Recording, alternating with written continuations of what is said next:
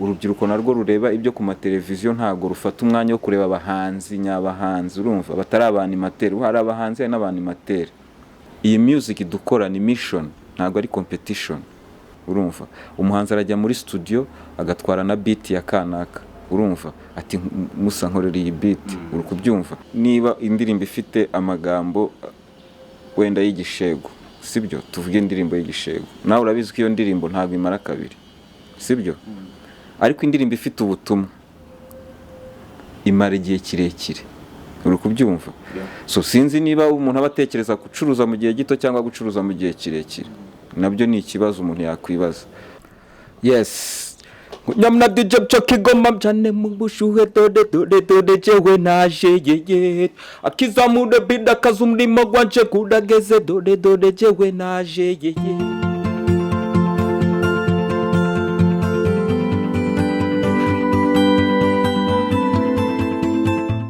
tubahaye ikaze inshuti bakunzi b'Igihango TV turizera ko mumeze neza mu bice byose by'isi kuva mu Rwanda kugeza Chicago ariko tubanje guca Karangazi cyangwa Nyabwishongwezi tukabasuhuza tugira tuti assalamu alaikum ku bisilamu yeza kuzwe ku bakatolike yesa shimwe kuba Kristo cyangwa se abarokore muri rusange muraho murakoma ku banyarwanda bose ndetse n'abandi bantu bumva ikinyarwanda nkuko rero mubizi mbanza kubabwira ko gukora subscribe ari ukugira ngo tujyane n'ikoranabuhanga aho rigeze nta mpamvu yo kwirushya mujya gushakisha Igihango TV no icyo ukora niki ukanda subscribe ubundi ugakanda kunzogera inkuru tukazajya tuzikugezaho aho waba uri hose umunota ku munota uko dukoze ikiganiro uyu munsi rero turi kumwe n'umwami ushobora kwibaza ngo ni umwami w'iki ni umwami w'injyana ariko reka tangira twibwira mu buryo bwa gihanzi ubundi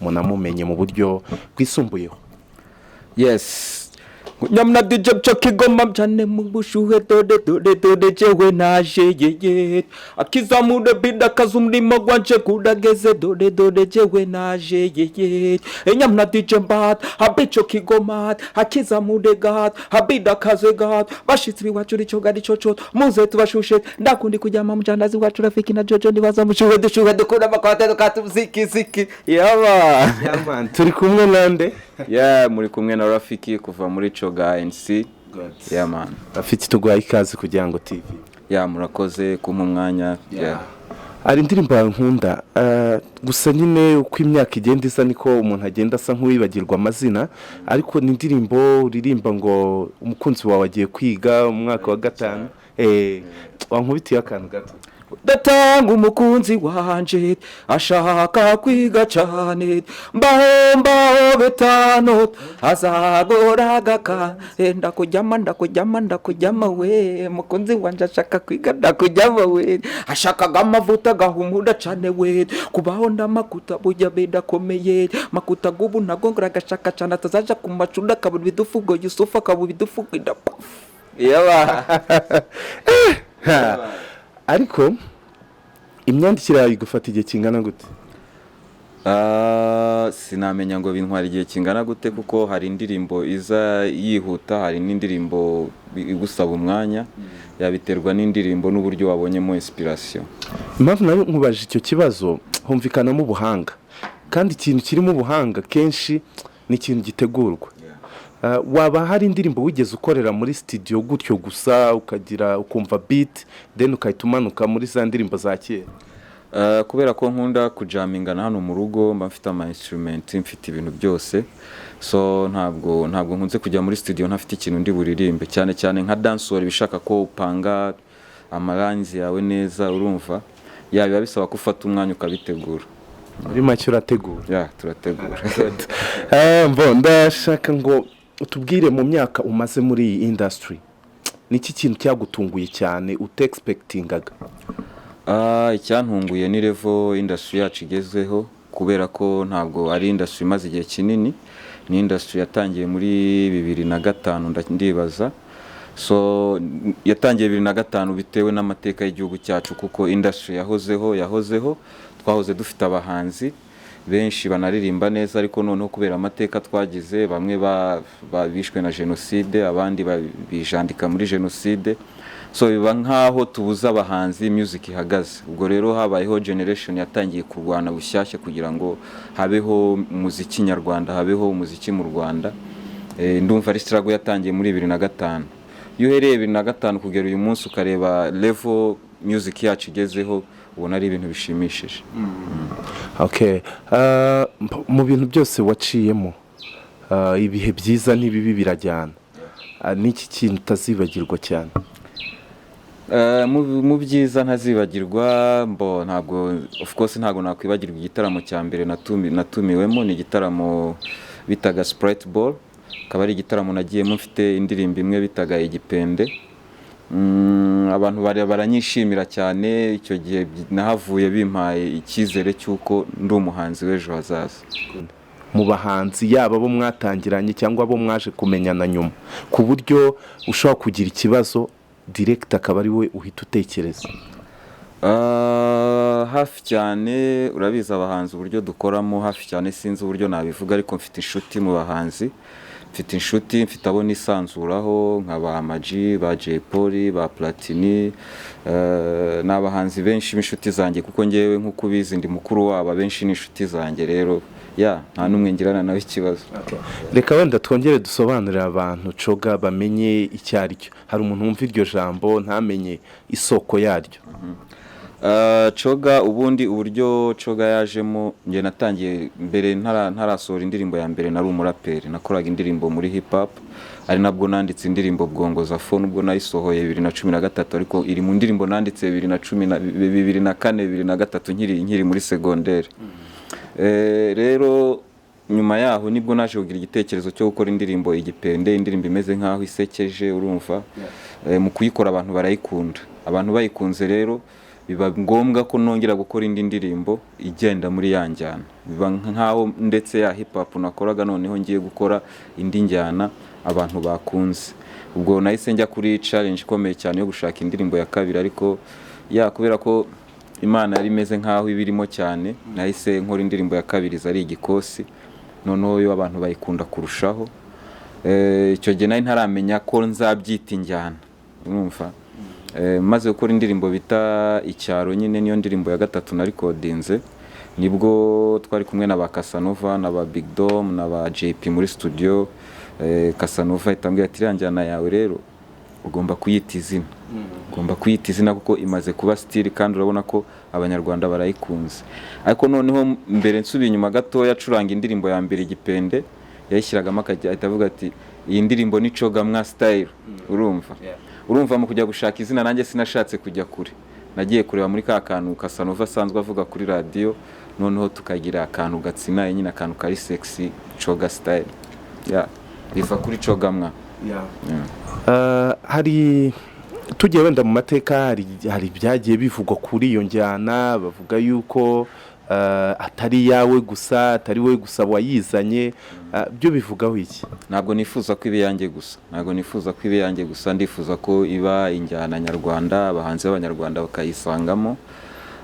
Ibyavuzwe rero muri mu muziki havugwa byinshi cyane, kuko abahanzi urumva ikintu cyose birukankira mu itangazamakuru, ariko ndumva nta kirego kigeze kijya mu bushinjacyaha cyangwa se mu butabera ngo umve ngo kanaka yandeze ngo namutwariye injyana. Ibindi rero byose mbona ko byari showbiz.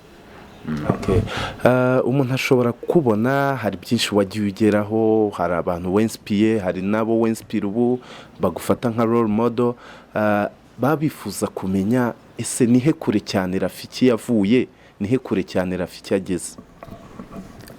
Kure cyane navanyeyo nyine na industry yacu, hari kure cyane nyine ahantu umuntu atumvaga ko umuhanzi w'umunyarwanda ashobora kuririmba, ahantu wumvaga ko nyine kugira ngo umuntu aririmba agomba kuba ari umugande cyangwa se agomba kuba ari umutanzania, urumva aho hantu ni kure cyane. Uyu munsi rero aho tugeze ni ahantu music y'u Rwanda itangiye igeze no ku rwego rwo kuba yakwinspira n'abanyamahanga. Aho niho numva kure tugeze kandi dushaka kugera kure kurushaho. Music yanjye rero nanjye natangiye gutyo, ubu ngubu ndi umuhanzi ukunzwe, ndi umuhanzi uzwi n'abanyarwanda bose. Ibihangano byanjye, ibihangano nagiye nkora ni ibihangano byubashywe mu gihugu. Ndumva kure harenze aho ngaho, mukomeze mumfashe nyine tuzahagera, ariko naho ndumva atari hafi aho ndi. uri umwe mu bahanzi bake cyane hano mu Rwanda babashije guhura na Perezida wa Repubulika Paul Kagame. Duha iyo story. Wagiye kumva wumva telefone irasonye, ese noneho ujyayo wiyumvaga gute? Mbona bari bateguye cocktail muri Presidence. Perezida yashaka guhura n'abahanzi na bamwe mu banyamakuru. Ndumva yari groupe y'abantu nk'abantu 15, abantu 20. Numvise bampamagaye birantungura. Ndumva ariyo telefone muri telefone zanshimishije nakiriye uko nabikubwira. Ndagira ngo wenda uduhe story neza, uburyo yagiye ikurikirana, umuntu waguhamagaye, introduction wenda yakoze. Ntubize se ukuntu bigenda. Ni kanaka ndi muri Presidence. Yakubwiye amazina? Yambwiye amazina ariko ntago ndimo kuyibuka.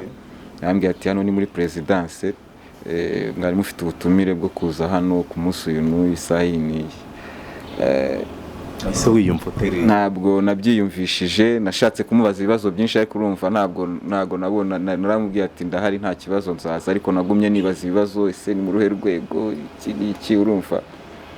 Nditegura umunsi ugeze njyayo, baratwakira neza, duhura nawe turarana tuganiriza, tubona n'umwanya wo kugenda nyine buri wese amuganirizaho gatoya, ukafata n'ifoto. Byari ibintu byiza cyane. Ni iki yakubwiye? Yatubwiraga gukomereza aho ngaho no gukomeza kuzamura umuco nyarwanda no kwigisha sosiyete nyarwanda ibintu, mbese kuririmba ibintu bikenewe muri sosiyete. Nta ndirimbo yawe yigeze akubwira wenda ko ashobora kuba akunda? Oya. Okay. Good. Ndagira ngo noneho nk'umuhanzi mukuru ni byiza ko dufasha kwanaliza tukareba uburyo industry ihagaze muri iki gihe, ariko cyane cyane ku bintu by'imyandikire. Ntabwo nifuza ko wenda uvuga umuhanzi runaka, ariko muri rusange ubona imyandikire hari ikifasha sosiyete nyarwanda. Nkuko nabikubwiye mbere, industry yacu igeze ahantu umuntu yakwishimira, ariko dufite ikibazo gikomeye cyane cy'abahanzi benshi bumva ko bashaka guhita bamenyekana ako kanya, atari uko yakoze ibihangano byinshi, atari uko mbese nka kwa kundi ushobora kuvuga uti umuntu akoze ibara nko mu isoko abantu bose bakamumenya, urumva. Niyo icyo kiri gutuma usanga hari ikibazo cya lyrics, ugasanga lyrics nyinshi zirimo ibishegu, indirimbo nyinshi ziri gusohoka n'ibishegu. Iyo ni pressure abahanzi bafite yo kumenyekana, kandi ndumva nicyo gitandukanye kiriho ubu ngubu no mu gihe cyashize, kuko wasanga kera twaririmbaga indirimbo zabaga zifite ubutumwa, indirimbo nyinshi zabaga zifite ubutumwa muri kiriya gihe. So numva ko ni ikibazo, kubera ko benshi barashaka kuba nk'aba Nigeria, benshi barashaka kuba nk'aba Tanzania. Icyo kintu ntago kiri korohereza umuziki wacu kugira ngo ukomeze uzamuke ube wakonkaringa na Afrika yose muri rusange. Icyo rero mbona ko gituruka kuba bituruka byose ku mateka dufite, kuko nk'ubu ngubu iyo urebye usanga nitwe bakuru muri industry, ariko natwe ntituri bakuru. Hakabaye hari abandi bakuru bacu bafite n'abakuru babo ku buryo habaho generation, uruhererekane rw'amageneration, urumva.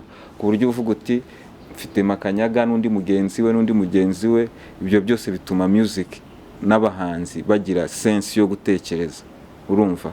Ariko ubu ngubu kubera ko ibyo tubona ari byo ku mateleviziyo, urubyiruko narwo rureba ibyo ku mateleviziyo, ntago rufata umwanya wo kureba abahanzi nyabahanzi, urumva. Batari Abanimateri, hari abahanzi n'Abanimateri, urumva. Rero numva ko ni ikibazo.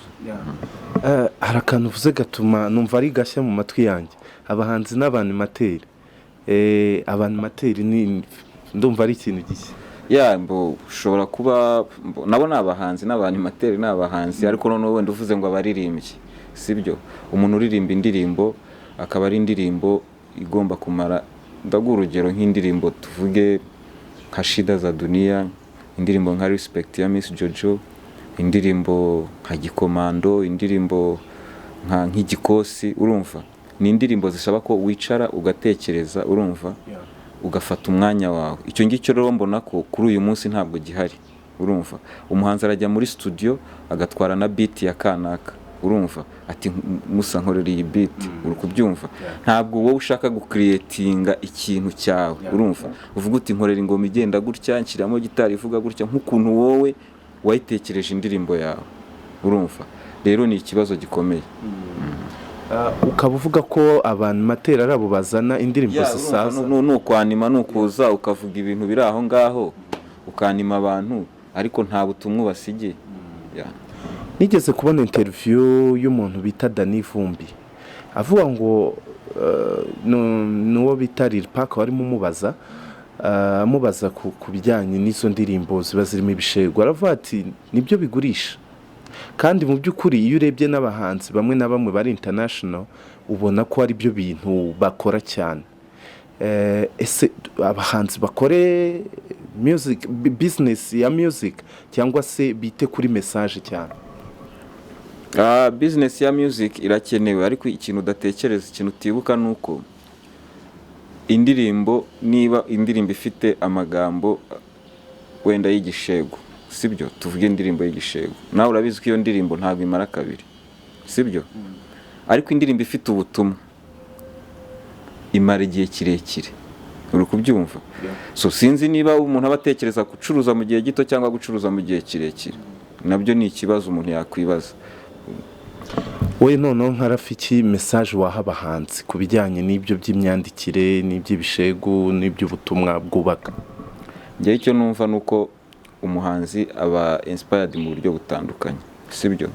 Ushobora kwinspira ku ndirimbo yo gushimisha abantu, ushobora no kwishimisha kwinspira ku ndirimbo wenda irimo n'icyo gishegu, ariko hakaba n'igihe ufata umwanya wo kuvuga uti abantu banjye bakeneye ubu butumwa, urumva? Iki kintu kibangamiye societe yanjye, urumva? Kuko twebwe turi nk'abambasada b'abaturage, urumva? Turi n'abigisha, urabyumva? Nicyo kintu cya mbere umuntu agomba kumenya. Iyi music dukora ni mission, ntabwo ari competition, urumva? Nufata music nka mission, then uzafata umwanya wo gutekereza urebe ni mission yawe ni iyihe mu ruhando rwa muzika.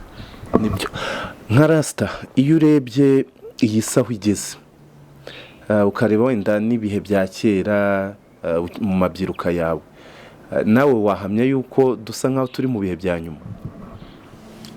Ibihe bya nyuma isahani igeze, urabona ko abantu nyine barimo kwirangiza, bavuga ko iri mu bihe bya nyuma, kubera ko iyo birebye neza ukareba abakurikirana ibidukikije ibyo bavuga, iyo birebye neza ukareba tekinoloji aho igeze, iyo urebye neza ukareba uburyo abantu ubu ngubu isi yabaye umudugudu, ni ukuvuga ngo ikibazo kiri mu Bushinwa ntabwo gitinda kugera mu Rwanda, uri kubyumva? So isi rero iri vulnerable cyane, ikintu gitoya gishobora kuyihungabanya.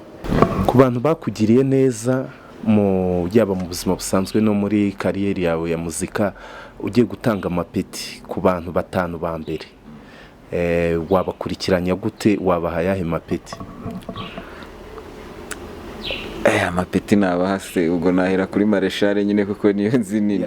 Ngo ninde waba ufite mareshare?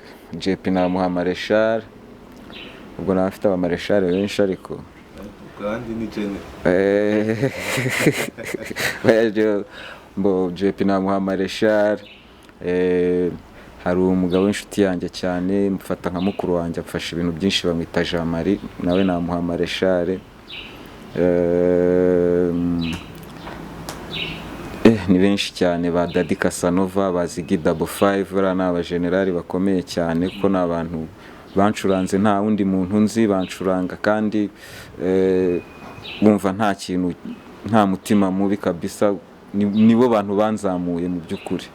Ubwo urumva rero nabo n'abajenerali bakomeye cyane. Rero navuga benshi kubera ko buriya nitumara kurenga icyo kibazo ndibuka amazina menshi, ariko hari benshi, hari ba Sumta Mutoni wantumiye muri mu festival yo hanze, hari abantu benshi bagiye bamba hafi, kandi bose ndabashimira. Ninde muhanzi nyarwanda wavuga ngo mwagiye musangira kabisi n'agahiye, ubwo ni mu ruhando rwa muzika, mwagiye mustrugglingana, mukagenda munafashanya mu buryo bumwe cyangwa se ubundi? Ese ni cyo mwibukiraho cyane?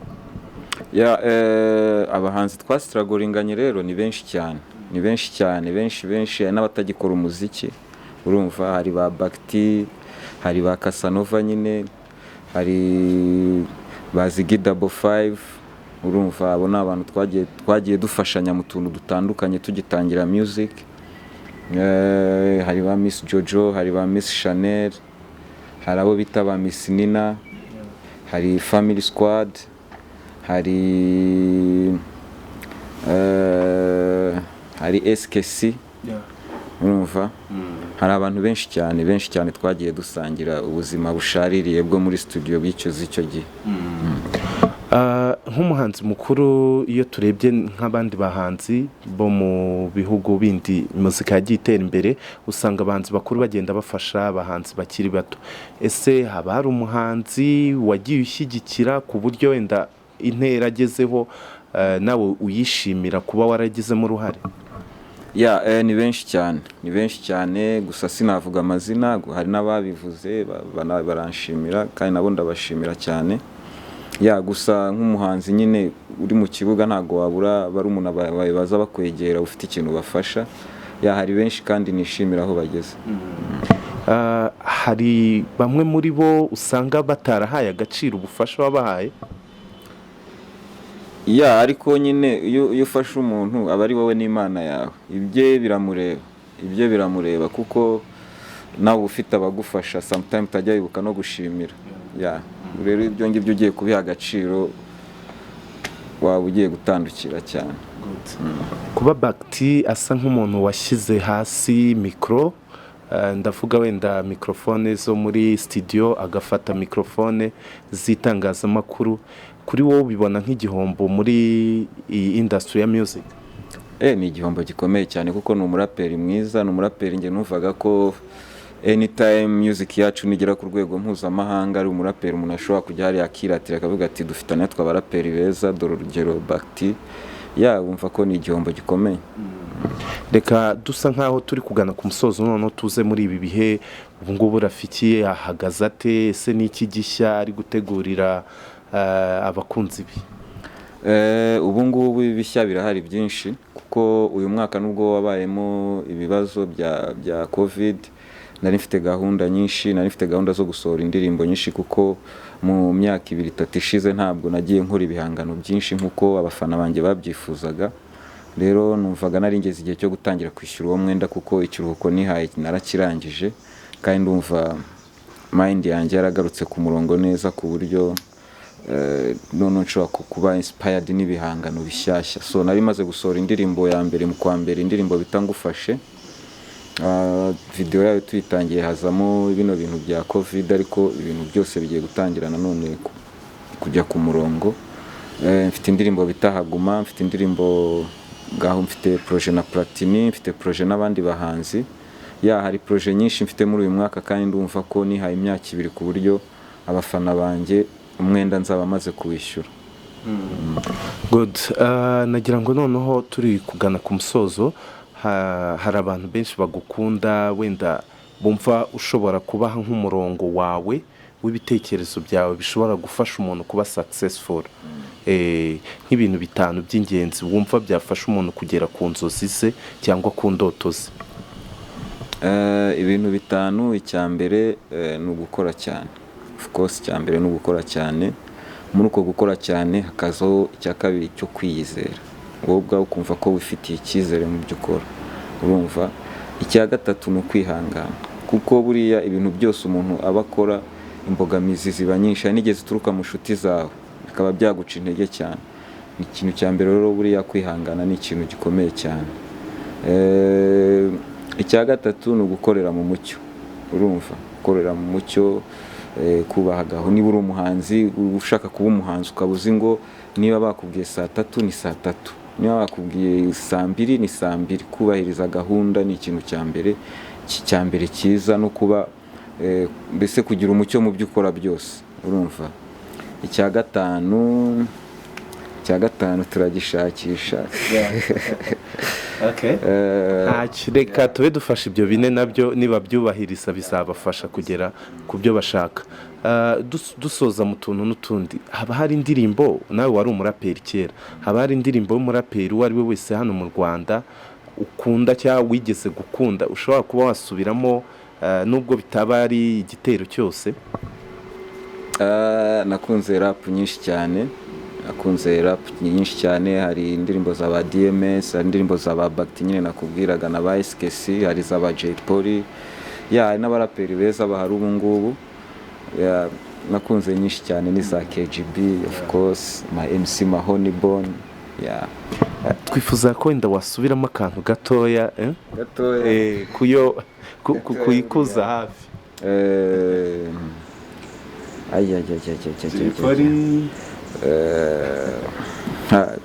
Icyo kirangoye.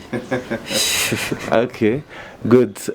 Rafiki ninde muntu ajya atekereza yumva ashaka kuzicarana nawe bakaganira, yaba mu byamamare bya hano mu Rwanda cyangwa se undi muntu ufite ikindi kintu akora, wumva ko mwasharinga ibitekerezo cyangwa se akakwinspiringa cyangwa se ukaba wanamubwira ati warakoze? Abantu nifuza kuganira nabo ni benshi, ariko cyane cyane mba numva nifuza kuganira n'abantu baba legend mu muziki, ku buryo mpuye na Abanimateri tukicarana tukaganira, yambwira ibintu byinshi byamfasha. Okay. Good. Naho hano mu Rwanda? Hano mu Rwanda ni benshi nakwifuza kuganira nabo, ariko Imana yaramfashije kubera ko ari mu Rwanda nyine benshi turabonana turaganira, so ntabwo bikiri icyifuzo. Ninde muhanzikazi ubona ko afite imbere heza ashobora kuzagera kure cyane hano mu Rwanda? Mu Rwanda mbona Marina akora neza, hari n'umukobwa bita Gaga nawe mbona akora neza, yagusaba akeneye gushyiramo imbaraga no gukora cyane kuko filime za Rocky kirabiranye, ushobora kuba uzireba? Okay. Niki kintu kigusetsa cyane mu bintu byose avuga cyangwa kigushimisha? Numva ari umuntu uri creative cyane, ni umuntu uhimba amasirenge buri munsi, muri buri movie mba numva niteguye kumva amagashya, kandi ngewe ku giti cyanjye yaranyispiye ku ndirimbo yitwa Ngufashe. Ni filime ze ziraryoha. Mwari mwaho ushobora no kuyishyiramo uryamye ufite ibitotsi ugakurikira story usinziriye bikagufasha ukaryoherwa. Twarahuye bitari cyane, gusa nifuza guhura nawe cyane. Wamubwiye iki muhura? Namubwiye ko nkunda movie ziwe, nawe arabizi, turanavugana cyane. Arabizi ko ndi umufana. Yanga mu bihe byahise yigeze gutanga ubuhamya agaragaza inzira yaciyemo, niba warabashije kubwumva, niki byaguhaye gutekereza? Mbona abashije kumva ko yakijijwe gusa, ariko ntabwo nabonye amahirwe yo kumva ubuhamya bwiwe.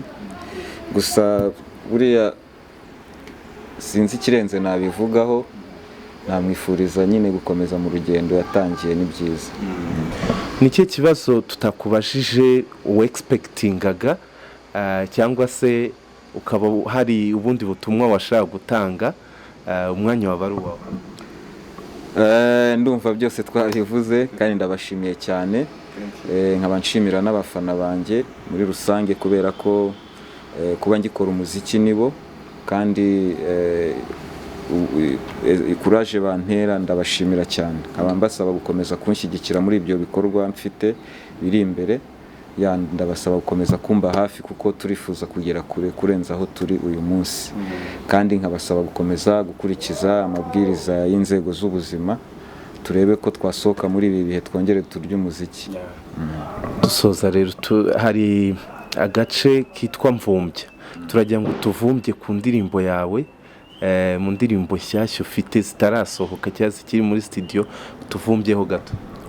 Ngo kariya gasore mureba hariya we, kariya gasore mureba hariya we, ngo muhura agaseka, ngo nta faranga, ngo nta buzima, ngo ariko gafite umunsi w'Imana yagateganyirije. Izaba yitwa Haguma. Thank you. Reka rero tugushimire Rafiki, niba ntacyo tukuniganye ijambo, ubundi tukwifuriza gukomeza guhirwa no gukomeza gukora ibintu bishimisha abafana bawe. Ndabashimiye cyane, kandi support yanyu turayikeneye umunsi ku wundi kugira ngo ibyo dukora bibashe kugera ku bakunzi bacu. Sawa sawa.